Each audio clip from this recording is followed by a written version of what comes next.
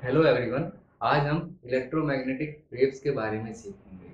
तो सबसे पहले, जैसा आप जानते हैं कि ऑस्टेड ने एक एक्सपेरिमेंट किया जिसमें उन्होंने बताया कि अगर आप एक कंडक्टर में एक करंट फ्लो कराएंगे तो उसके आसपास मैग्नेटिक फील्ड प्रोड्यूस हो जाएगी।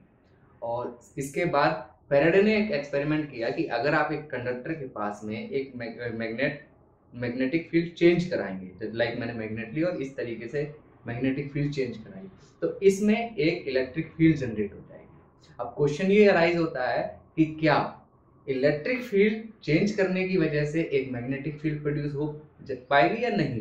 क्योंकि फैराडे के एक्सपेरिमेंट में क्या था कि अगर आप मैग्नेटिक फील्ड चेंज करा रहे हैं तो इलेक्ट्रिक फील्ड जनरेट हो रही है। तो अगर इलेक्ट्रिक फील्ड चेंज कराएं तो क्या हमारा मैग्नेटिक फील्ड प्रोड्यूस होगी या नहीं होगी। तो इस चीज को, इस क्वेश्चन को मैक्सवेल ने बहुत ही अच्छे से आंसर दिया और उसने एक ऐसी क्वांटिटी डिराइव की जिसको डिस्प्लेसमेंट करंट बोलते हैं। तो आज हम उसी को सीखने वाले हैं।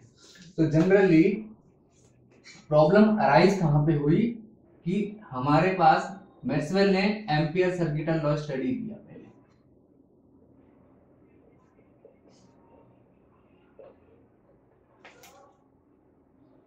एम्पियर सर्किटल लॉ क्या कहता है कि जो मैग्नेटिक फील्ड है वो हमारे म्यू नॉट आई के बराबर होगी। दैट मीन्स अगर आपके कंडक्टर में, तो एम्पियर सर्किटल लॉ ये कहता है कि एक कंडक्टर में मैग्नेटिक फील्ड का लाइन इंटीग्रल उसके mu not I times current के बराबर आएगा।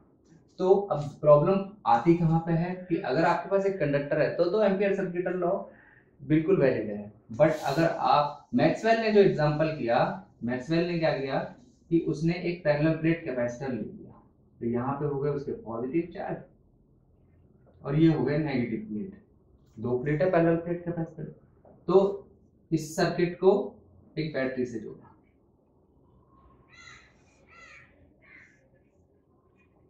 एक की लगा लेते हैं, की लगा लेते हैं ऑन ऑफ के लिए, ठीक है। तो यहां से करंट फ्लो कर रहा है आई। अभी जो आई है वो है हमारा conduction current. Conduction current that means wire के थ्रू जा रहा है, आपको पता है कंडक्शन करंट।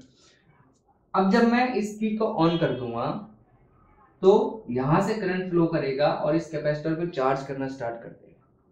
तो जब तक ये चार्ज होगा तो इसमें करंट, जैसे जैसे कैपेसिटर चार्ज होना शुरू हो जाएगा तो मेरा जो कंडक्शन करंट हो जाए डिक्रीज होना स्टार्ट कर जाएगा।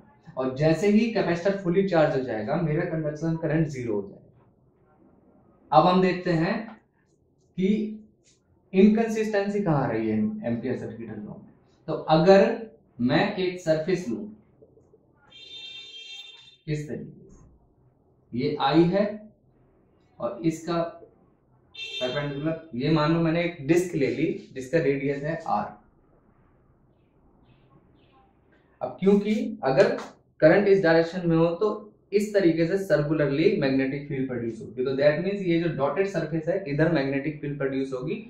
लाइक मैंने इसको ऐसे बनाया बट ये एक ऐसा सर्कल होगा वायर के अराउंड, तो जहां पे मैग्नेटिक फील्ड इसके टेंजेंशियल होगी। कैसे? इस तरीके से मैग्नेटिक फील्ड प्रोड्यूस होगी, ठीक है ना। तो अब हम इसको स्टडी करेंगे। अगर एम्पियर सर्किटल लॉ मैं अगर लगाऊं, यहां पे अप्लाई करूं, B dot dl equals to mu not I. तो B dot dl that means B, और क्योंकि ये जो सर्कल बन रहा है इसका लाइन एलिमेंट का इंटीग्रेशन होगा 2 पाई r, जो कि उसका सरकमफेरेंस होगा म्यू नॉट आई। तो अगर आप यहां पे B फाइंड करेंगे तो वो आ जाएगा म्यू नॉट आई अपॉन में 2 पाई r। और ये B डॉट dl था तो दैट मींस ये B dl cos थीटा। और क्योंकि ये जो सरफेस है इसकी जो लेंथ एलिमेंट वो भी इसी डायरेक्शन में है और B भी सेम डायरेक्शन में है, दैट मींस B जो है वो सरफेस के टेंजेंट में है। और जब हम कोई सर्कल ड्रॉ करते हैं तो उसका लेंथ एलिमेंट उसका टेंजेंट ही होता है। तो सिमिलरली इन दोनों के बीच में हो गया 0 डिग्री का एंगल। तो इसीलिए cos 0 1, तो मैंने डायरेक्टली लिख दिया कि B इंटू डी एल। और dl का इंटीग्रेशन करके हमारा आया 2 पाई। तो यहाँ पे तो हमारा आ गया b equal to mu not I upon में 2 पाई। अब प्रॉब्लम आती कहाँ पे है, अगर मैक्सवेल ने इसको और एक्सप्लेन करने के लिए एक सरफेस इस तरीके से लिया, चलो डॉटेड नहीं पूरे ही बना लिया, एक ऐसा सरफेस लेते हैं हम जो आधा कैपेसिटर के अंदर है और उसका सेम ओपनिंग यही है डिस्क जो मेरा ये था। अब ये जो सरफेस है ये ऐसा है, इलेक्ट्रिक फील्ड जो है वो ऐसे जाती है पॉजिटिव से नेगेटिव की तरफ, ये ना पॉजिटिव से नेगेटिव की तरफ जाती है। और ये जो सरफेस मैंने लिया है ये इसका ऐसा है, इसका भी एरिया एलिमेंट ये होगा।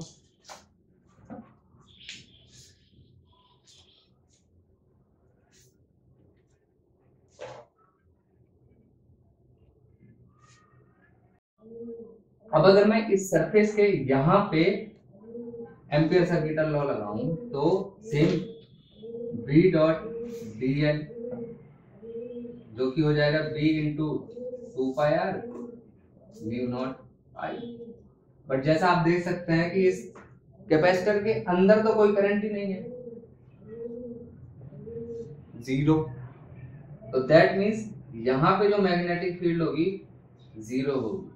और जैसा हम जानते हैं कि अगर एक सरफेस पे मैग्नेटिक फील्ड है तो उसके आसपास हर जगह सेम मैग्नेटिक फील्ड होती है। तो अगर यहाँ जीरो मैग्नेटिक फील्ड है तो इस डिस्क पे भी जीरो मैग्नेटिक फील्ड होगी जो कि इससे इनकंसिस्टेंट होगी। तो यहाँ पे एम्पियर सर्किटल लॉ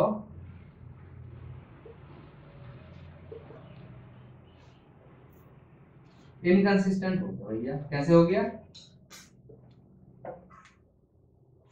जब मैं यहाँ पे मेजर कर रहा हूँ तो वैल्यू दे रहा है कि म्यू नॉट आई अपन में 2 पाई आर आ रहा है मेरा मैग्नेटिक फील्ड, लेकिन जब मैं कैपेसिटर के बीच में मेजर करने की कोशिश कर रहा हूँ तो उसकी वजह से सेम इसी पोजीशन पे मेरी मैग्नेटिक फील्ड जीरो आ रही है।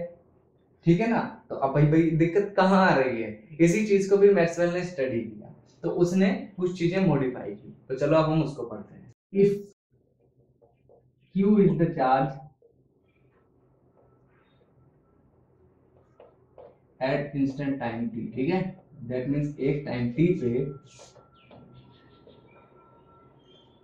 चार्ज जो है मेरा Q है, एक गिवन टाइम पे मेरा चार्ज Q है। तो प्लेट के जो कैपेसिटर की जो प्लेट होंगी और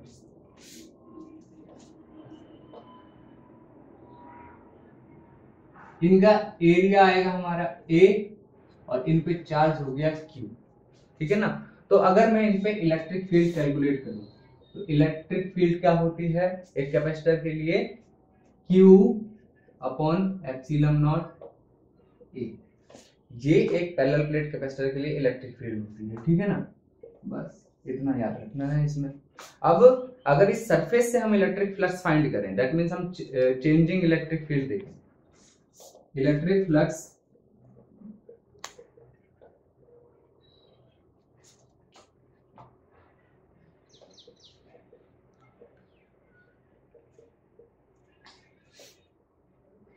और ये सरफेस एस कौन सा है, वही वाला जो मैंने इस तरीके का लिया था।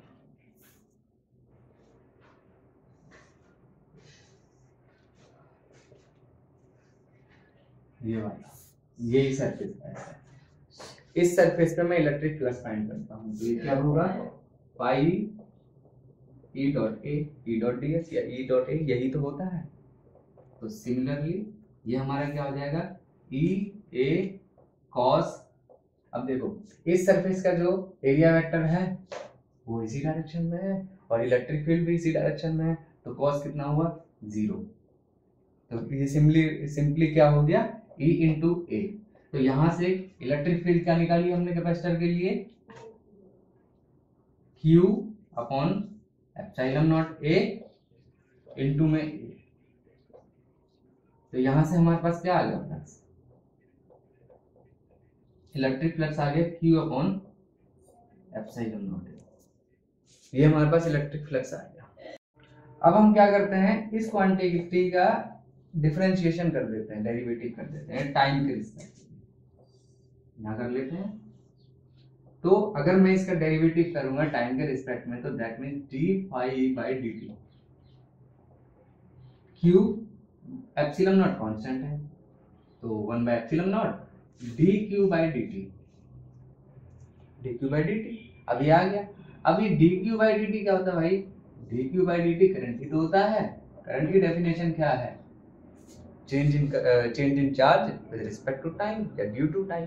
तो यहां से जो मेरा d Q by D t आएगा वो आएगा मेरा एप्सिलॉन नॉट, यहां मल्टीप्लाई कर देंगे d phi by D T, d phi by D t. तो ये जो डी क्यू है यही भैया मेरा डिस्प्लेसमेंट करंट है, जो कि कैपेसिटर के बीच में है, जहां पे कोई कंडक्टर नहीं है लेकिन इलेक्ट्रिक फील्ड चेंज हो रही है ये पॉजिटिव और नेगेटिव चार्जेस की वजह से। तो यही मेरा डिस्प्लेसमेंट करंट है, और वो उसकी वैल्यू क्या हो गई हमारे पास? Epsilon naught D phi E by D T. अब आ गया हमारे पास डिस्प्लेसमेंट करंट। तो चलो एक बार इसको ठीक से लिखते हैं अपन।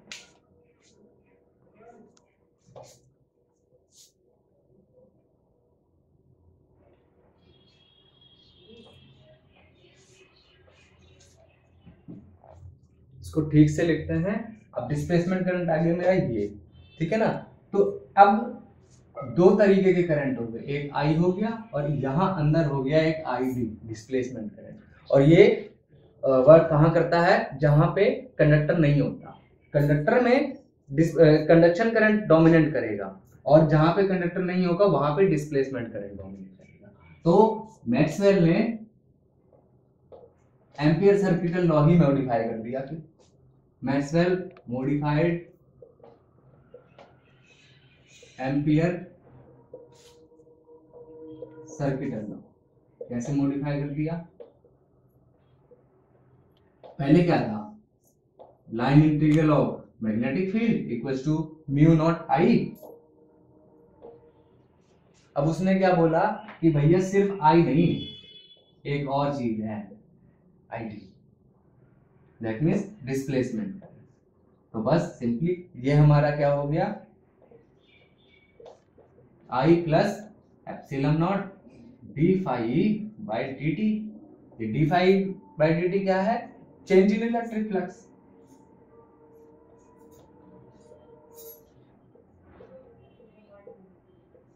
तो यहां से जो हमारा फॉर्मूला आया वो आया हमारा modified Ampere circuital law. That means in the absence of a conductor there will B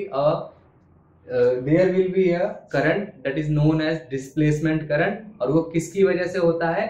change in electric field की वजह से। अगर सिर्फ आप कंडक्टर की बात करेंगे तो कंडक्टर में क्योंकि सिर्फ चार्जेस फ्लो करते हैं तो उसमें इलेक्ट्रिक फील्ड चेंज नहीं होती, इसलिए वहां पे कंडक्शन करंट डोमिनेट करता है। पर क्योंकि कैपेसिटर जैसे केस में जहां पे चार्जेस डायरेक्टली फ्लो नहीं करते, वो सिर्फ एक इलेक्ट्रिक फील्ड जनरेट करते हैं, जैसे इस पे पॉजिटिव चार्ज है, इस पे नेगेटिव चार्ज है। तो क्योंकि इनके चार्ज डिफरेंस की वजह से इलेक्ट्रिक फील्ड प्रोड्यूस हुई, और उस इलेक्ट्रिक फील्ड की वजह से हमारा एक डिस्प्लेसमेंट करंट प्रोड्यूस हुआ हमारा, ठीक है। अब क्योंकि कंडक्टर में इलेक्ट्रिक फील्ड यूनिफॉर्म रहती है तो वहां पे कोई डिस्प्लेसमेंट करंट नहीं होता। तो सिमिलरली ये डिस्प्लेसमेंट करंट तभी होगा जब कंडीशन कह लें या कुछ भी कह लें, डिस्प्लेसमेंट करंट तभी आपका डेवलप होगा जब हमारी चेंजिंग इलेक्ट्रिक फील्ड होगी।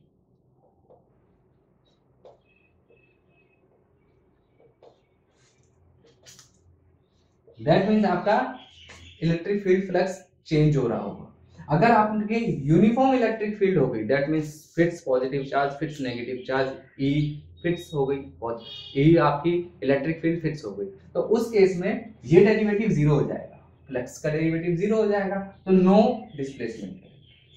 तो दैट मीन्स एक कैपेसिटर के केस में वायर्स के थ्रू, कंडक्टर के थ्रू कंडक्शन करंट है, और कैपेसिटर के अंदर जहां पे सिर्फ इलेक्ट्रिक फील्ड है डिस्प्लेसमेंट करंट है। तो आई होप आपको ये टॉपिक समझ में आया हो और अच्छा लगा हो। इसी तरीके के टॉपिक देखने के लिए इस वीडियो को लाइक करें और जुड़े रहें।